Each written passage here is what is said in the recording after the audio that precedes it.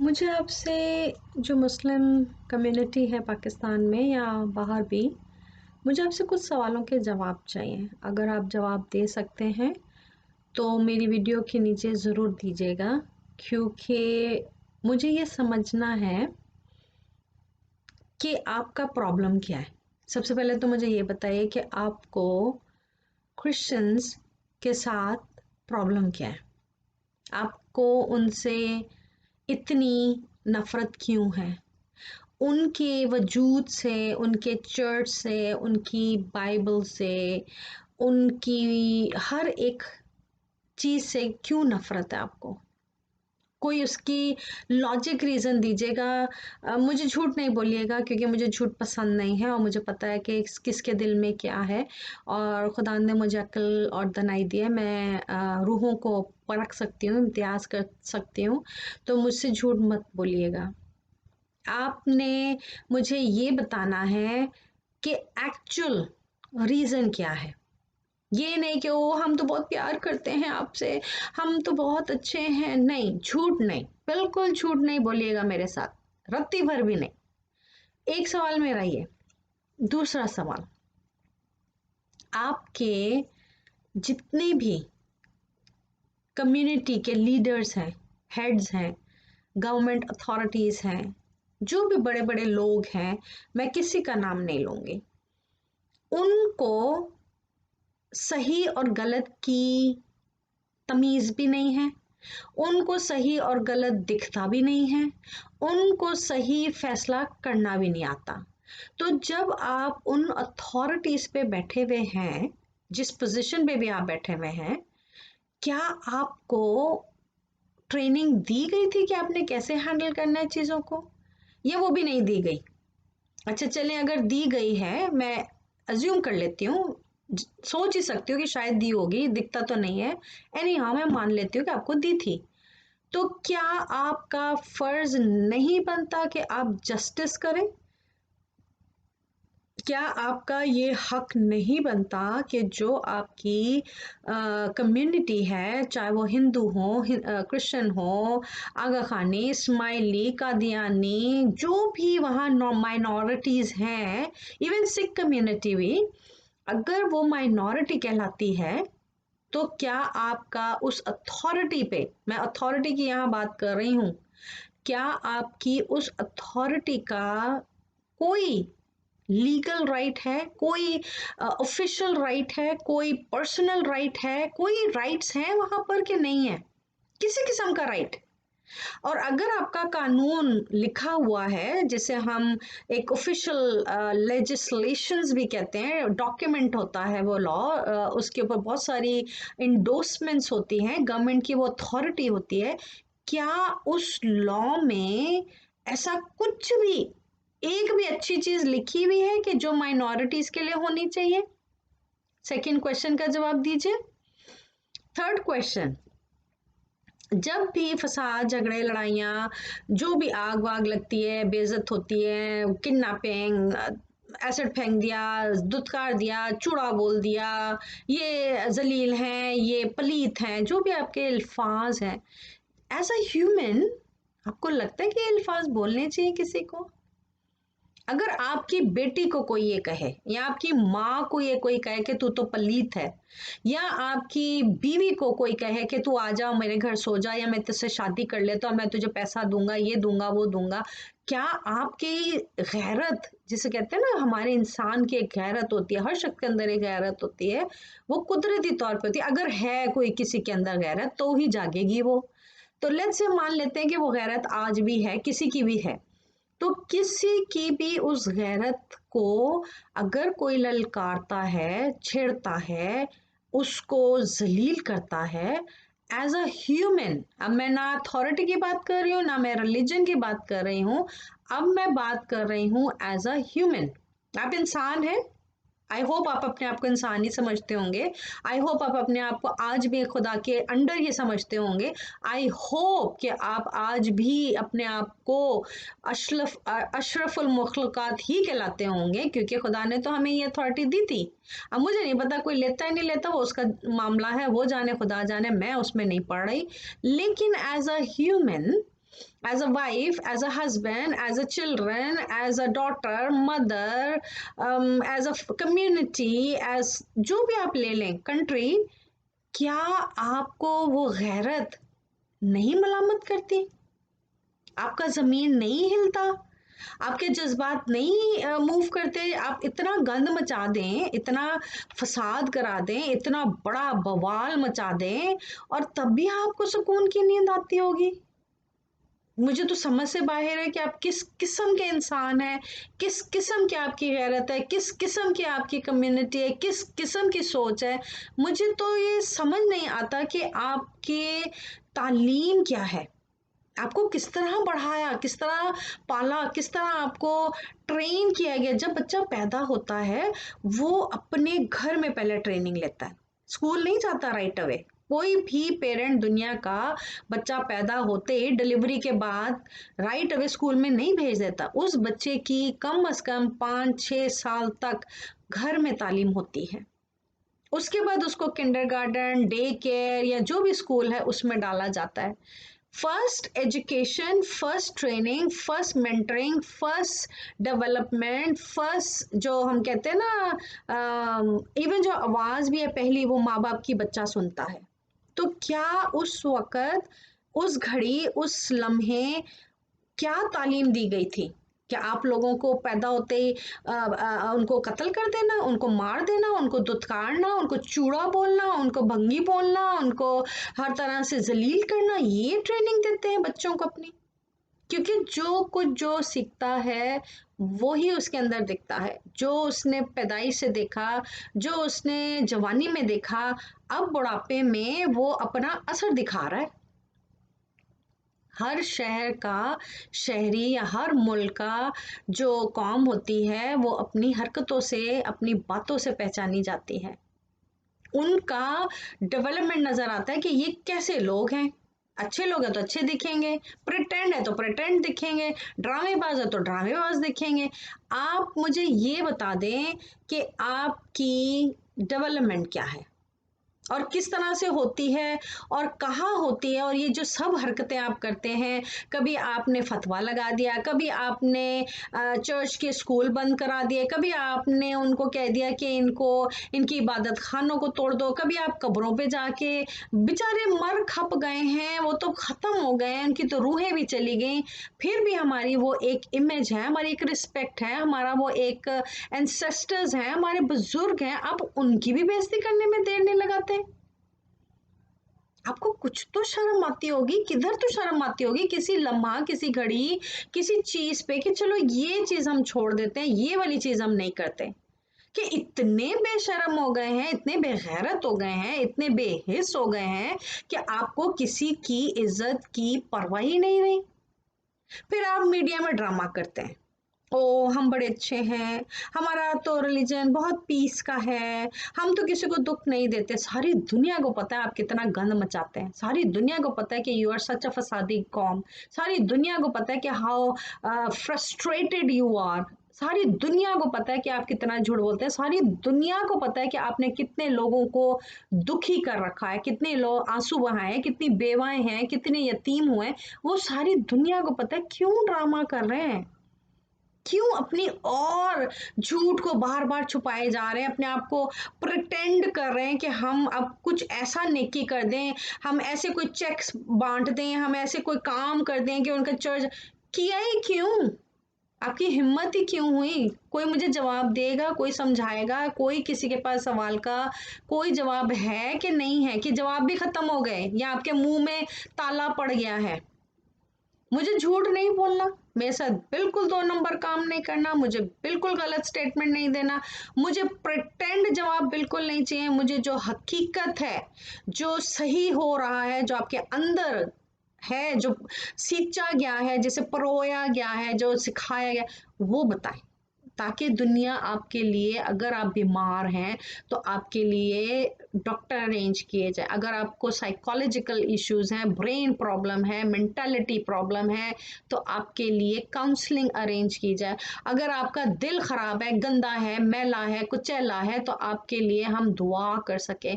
कुछ हमें समझ में आए कि आपका प्रॉब्लम क्या है। आपको तकलीफ क्या है वो हमें बताएं। अगर आपको बहुत तकलीफ है तो हम इंटरनेशनल डॉक्टर्स अरेंज कर सकें आपके लिए।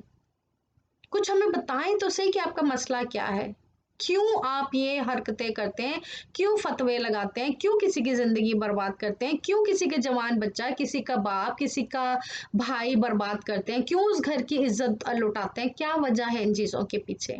फिर आप ड्रामे करते हैं, ओ हम तो बड़े अच्छे हैं, हम तो बड़े होली हैं, हम तो बहुत नेक है, हमारा तो रिलीजन बहुत स्वीट है, हम तो बहुत पीसफुल है। ये पीसफुल है, इसको पीस बोलते हैं? तो फिर पीस क्या होता है, मुझे वो भी कोई समझा दे। अगर ये आपके टर्मिनोलॉजी में पीस है, इसको आपके हिसाब से पीस कहा जाता है, और आपके हिसाब से वो जो है वो बेहतरीन इंतजाम है, तो मुझे ये भी कोई बता दे कि फिर पीस होता क्या है। क्योंकि हमारे हिसाब से हमारी डिक्शनरी में जो पीस है वो तो बहुत डिफरेंट है। हम तो पीस को बहुत अलग तरीके से देखते हैं, दुनिया में जो पीस है वो बहुत अलग तरीके से रखा हुआ है, संभाला हुआ है, इस्तेमाल किया जाता है। आपका ये जो पीस वाला वर्ड है कि हम बड़े पीसफुल लोग हैं, हमारा तो रिलीजन हमें बहुत पीस सिखाता है, हम तो किसी को दुख देना नहीं चाहते, बड़े बड़े न्यूज़ आ रही हैं, बहुत सारे ड्रामेबाज आ रहे हैं, बहुत सारे नाटक चल रहा है। प्लीज झूठ बोलना बंद करें, आपकी हकीकत दुनिया देख चुकी है। अब सबको पता है कि आप सदियों से क्रिश्चियंस के साथ क्या करते आए हैं, दुनिया देख रही है। आप क्यों झूठ बोले जा रहे हैं? आपको झूठ बोलने से भी कोई डर नहीं लगता? आपकी जिंदगी में इतना झूठ है, आप वो भी बोलने से डरते नहीं हैं? कलाम मुकद्दस के मुताबिक बाइबल में लिखा है कि तू झूठ ना बोलना। ये मूसा की शरीयत में भी लिखा है, ये कुरान में भी लिखा है कि तू झूठ ना बोलना, तू जिनाकारी ना करना, तू अपने पड़ोसी के खिलाफ झूठी गवाही ना देना। ये 10 अहकाम के कुछ हिस्से हैं, उन्हें आप पढ़ें। आपके भी कुरान में लिखा होगा कि तू किसी की बीवी, बच्चे, माँ, बहन, भाई का खून ना करना। खून का मतलब जरूरी नहीं कि आप उसकी खून टपकाएं, तो आंसुओं के भी खून होते हैं, जज्बात के भी खून होते हैं, रूहों के खून होते हैं, खुशियों के खून होते हैं। आपने सबका खून कर दिया है। ना आप मूसा की शरीयत को मानते हैं, ना आप इंसान हैं, ना आप दुनिया के साथ वफादार हैं, ना आप दुनिया में कहीं अकोमोडेट किए जाते हैं। आपने रूह झंझोड़ रखी है लोगों की। आपके भी कलाम मुकद्दस में लिखा हुआ है, ईसा रूह अल्लाह। जो ईसा थे वो अल्लाह की रूह हैं। तो अगर आप अपनी ही कलाम को नहीं मानते, अगर आप अपने ईसा जो लिखा है उसके अंदर ईसा रूह अल्लाह, अगर उसको भी नहीं मानते, तो फिर आप किसको मानते हैं? आप करते क्या हैं? आप कौन हैं? मुझे कोई समझाएगा? कोई तो मुझे समझाए कि आप हैं कौन, किस मजहब के मानने वाले हैं, किस शरीयत के मानने वाले हैं, किस किताब को मानते हैं, किस माहौल में पले बढ़ते हैं, कौन आपको ट्रेन ऐसे करता है, आपके ज़हनों में कौन ये फतूर डालता है कि क्रिश्चियंस को मारो मारो, काटो पीटो, उनको घर से बेघर करो, उनकी बेटियों को उजाड़ दो। कौन ये आपको रिलीजन सिखाता है? ये कौन सा रिलीजन है? आपने ईसा रूह अल्लाह की रूह को झंझोड़ दिया है, उस रूह को जो आपके भी कलाम के मुताबिक ईसा रूह अल्लाह, और हम तो वैसे भी 100% मानते हैं कि वो जीसस के बेटे हैं, हम तो इनकार नहीं करते, और उसको आप हमें कह देते हैं हम काफिर हैं। तो अगर आप अपने ही कलाम को एक्सेप्ट नहीं कर सकते तो आप हमें कैसे काफिर कह सकते हैं? इसको भी कोई जस्टिफाई कर दे। अगर कोई भी एक इक्का दुक्का चुक्का पुक्का जो भी आप हैं, जहां पर भी हैं, मुझे जेन्युइन जवाब दीजिएगा। मुझे 2 नंबर बात नहीं बताना, मुझे इधर की उधर की ऐसी गोल मोल टोल फोल, मुझे लॉलीपॉप्स नहीं देना, मुझे फेक न्यूज़ नहीं देना, मुझे फेक स्टेटमेंट्स नहीं देना, मुझे सच सच बताना। कलाम मुकद्दस में लिखा है, जो कुछ सच सच है, और झूठ झूठ है, हाँ हाँ और ना ना, और जो कुछ इससे ज्यादा है वो बदी है। और अगर आप बहुत सारी शुगर कोटेड चीजें दिखाते हैं, और बहुत ज्यादा आप पैम्परिंग करते हैं, और बहुत ज्यादा आप स्वीट बनते हैं फसाद कराने के बाद, जिंदगियां बर्बाद करने के बाद, तो ये सब ड्रामा है, ये झूठ है। ये ड्रामेबाजी बंद करें, बेवकूफ बनाना बंद करें, हकीकत पे आए। हकीकत क्या है वो हमें बताएं, ताकि हम आपका कहीं से जो भी आपका प्रॉब्लम है वो सॉल्व कर सकें। अगर आपको हमसे इतनी तकलीफ है तो आप क्रिश्चियंस को निकाल दें पूरे मुल्क से। आप क्रिश्चियंस को बोलें आप लोग जाएं, आप किसी क्रिश्चियन मुल्क में जाएं, ये हमारा मुल्क है। बहुत सारे मौलवियों ने ये अपनी वीडियोस में स्टेटमेंट दी है। बहुत सारे मौलवी ये कह चुके हैं कि पाकिस्तान मुसलमानों का है। बहुत सारी वीडियोस में मैंने देखा है कि बहुत सारे जो मस्जिद हैं उनमें ये ऐलान हुआ है कि मुसलमान मुल्क है, मुसलमान रहने चाहिए, मुसलमानों का हक है, मुसलमान की जगह है, क्रिश्चियन को नहीं रहना, नहीं रखना, नहीं। तो फिर उनसे आप अपना घर साफ क्यों करवाते हैं? आप अपना खुद क्यों साफ नहीं करते? आप क्यों उनको इस्तेमाल करते हैं? क्यों उनको जलील करते हैं? आप उनको निकाल दें, बोले हमें नहीं चाहिए क्रिश्चियन, हम नहीं रखना चाहते यहाँ पर क्रिश्चियन कम्युनिटी को, इनको निकालो। और मैं चाहती हूँ कि आप इनको निकाल दें। खुदा करे कि ऐसा मौका आए और ये सारे के सारे निकल जाएं और इस अजाब का जड़ से फसाद खत्म हो जाए।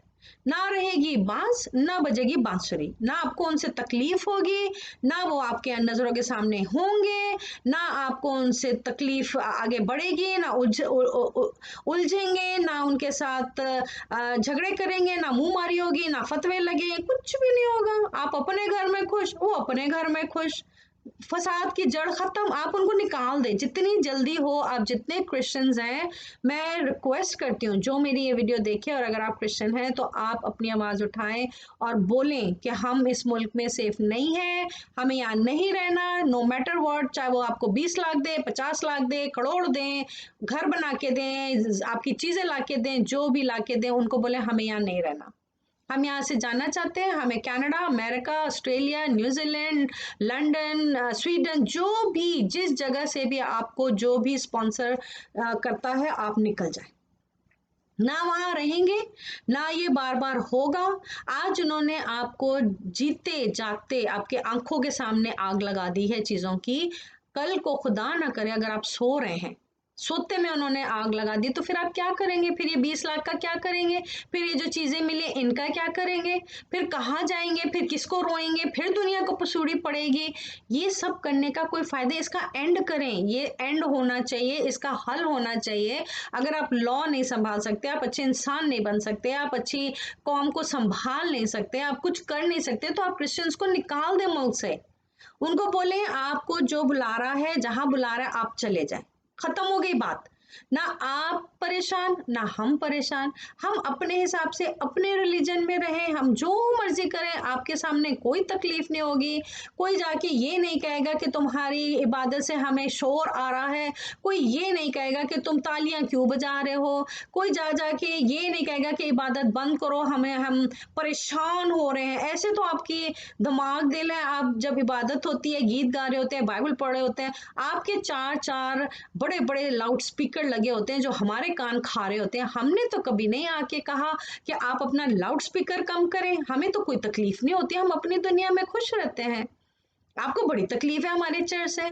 उसकी बेल है तो उस पे भी आपको तकलीफ थी, वो भी बेल उतार दो। क्रॉस लगी है तो वो भी उतार दो। कब्रों पे क्रॉस लगी तो वो भी उतार दो। क्यों भाई, क्यों? क्या प्रॉब्लम है आपका? What is your problem? मैं ये वीडियो यहाँ एंड करती हूँ।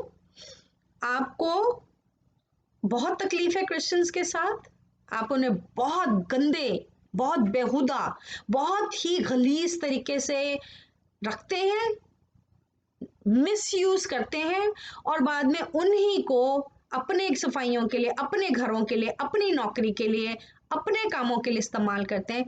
उन्हें मुल्क से जाने की इजाजत दे। लेट माई पीपल गो।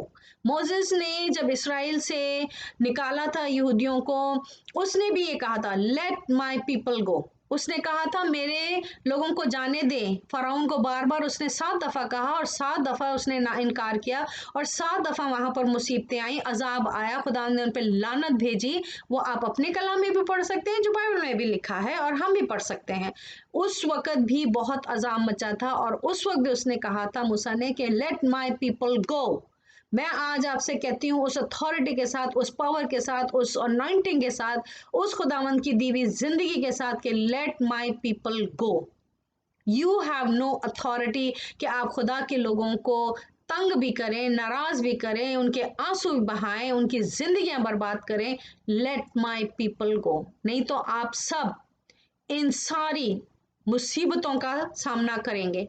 आप पढ़ लीजिए, अगर आपको नहीं समझ में आता कि क्या बीमारियां तकलीफें और लानते थी, वो 7 लानते थी, अगर आपने मेरे लोगों को नहीं जाने दिया, उनको तंग किया, तो वो लानते आप पे आएंगी। ये मैं आपको गारंटी के साथ कह रही हूँ, क्योंकि कलाम मुकद्दस के मुताबिक बाइबल में लिखा है कि जो बेवाओं, यतीम, मस्कीन, गरीब, मोहताज को तंग करता है, खुदावंद उसका बदला लेता है। ये मैं नहीं कह रही, ये कलाम मुकद्दस में लिखा है, बाइबल का ये कहना है। ये खुदावंद का कहना है कि मैं अपने लोगों की आहो पुकार को सुनकर उनकी दुआओं का जवाब देता हूं। तो ये जवाब वो अब आपको देगा। हम दुआ कर रहे हैं, हम खुदावंद को उस वक्त तक रेस्ट करने नहीं देंगे जब तक कि वो इंसाफ ना करे, जब तक कि वो सारी चीजें जो हुई हैं उनका प्रॉपर खुदावंद आपसे बदला ना ले। God bless you, and I will make sure कि मैं इन चीज़ों को कंटिन्यू रखूं और मैं आपको भी दुआओं में रखूं, जो मेरे मसीही बहन भाई हैं और जिनको खुदावंद ने बरकत दी है, इस लाइक बनाया है। आप ज़रूर मुझसे जुड़ें ताकि हम मिल के अपने लोगों के लिए आवाज़ उठा सकें।